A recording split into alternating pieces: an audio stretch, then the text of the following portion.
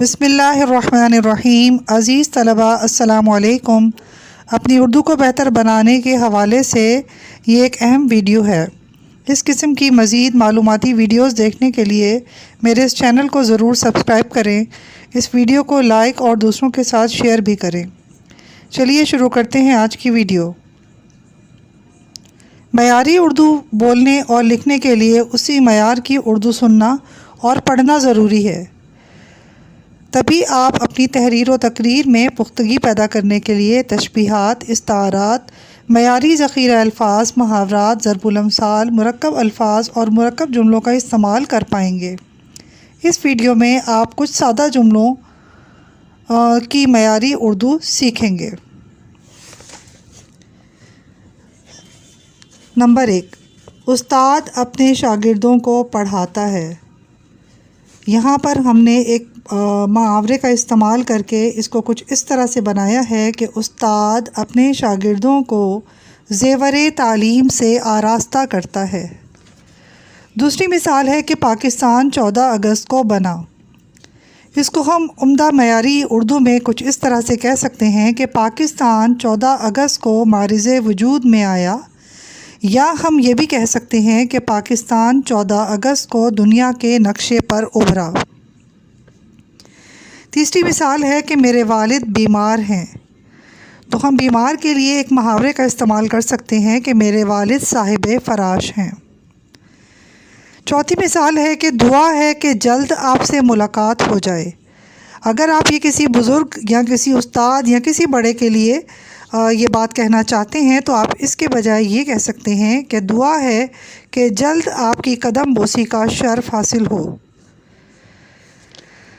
اگلی مثال میں ہے کہ میری طرف سے آپ کو بہت بہت مبارک ہو۔ اس بات کو آپ اچھے الفاظ میں اس طرح سے کہہ سکتے ہیں کہ میں دل کی عطا گہرائیوں سے آپ کو مبارکباد پیش کرتا ہوں۔ اگلی مثال ہے کہ اس کو سمجھانا بہت مشکل کام ہے، تو اس کے لیے میں نے بہت مشکل کی جگہ ایک محاورہ استعمال کیا ہے، اور محاورے کا استعمال کرنے کے بعد یہ جملہ اس طرح سے ہو سکتا ہے کہ اس کو سمجھانا جوئے شیر لانے کے مترادف ہے۔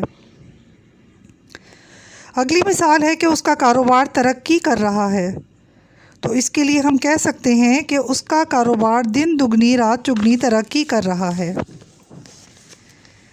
اگلی مثال ہے کہ ہمارے سامنے بہت بڑا سمندر ہے، تو اس کو آپ اچھے الفاظ کا استعمال کرتے ہوئے یہ کہہ سکتے ہو کہ ہمارے سامنے تا حد نگاہ پھیلا ہوا سمندر ہے۔ اگلی مثال ہے کہ ہمارا ملک ترقی کر رہا ہے۔ اس کو اس طرح سے کہنے کے بجائے آپ یہ کہیں اگر یا یہ لکھیں کہ ہمارا ملک ترقی کی راہ پر گامزن ہے، تو یہ آپ کی زبان کا معیار اس طرح سے بہتر ہو سکتا ہے۔ اس کے علاوہ ایک سادہ جملہ کہ اس کے ارادے مضبوط ہیں کہنے کے بجائے آپ اگر یہ کہیں کہ اس کے ارادے چٹان کی مانند مضبوط ہیں، تو یہاں پر آپ نے ایک تشبیہ کا استعمال کر کے اپنے جملے کو بہتر بنایا۔ اسے نیند نہیں آ رہی۔ اس بات کو آپ ایسے کہہ سکتے ہیں کہ نیند اس کی آنکھوں سے کوسوں دور ہے۔ وہاں بڑا شور تھا۔ اس بات کو آپ ایسے کہہ سکتے ہیں کہ وہاں اس قدر شور تھا کہ کان پڑی آواز سنائی نہ دے رہی تھی۔ اگلی مثال دیکھیے، نواب صاحب اپنا فیصلہ نہیں بدلتے۔ اس بات کو آپ کہہ سکتے ہیں کہ نواب صاحب کا فیصلہ پتھر پر لکیر ہوتا ہے۔ ہماری فوج نے دشمن کو شکست دی۔ یہاں پر آپ فوج اور شکست کے ساتھ صفت یعنی ایڈجیکٹو کا استعمال کرتے ہوئے اس طرح سے کہہ سکتے ہیں کہ ہماری دلیر فوج نے دشمن کو عبرتناک شکست دی۔ امید ہے یہ ویڈیو آپ کے لیے معاون ثابت ہوگی۔ اسی طرح کی مزید ویڈیوز بھی انشاءاللہ جلد تیار کر کے اپلوڈ کی جائیں گی۔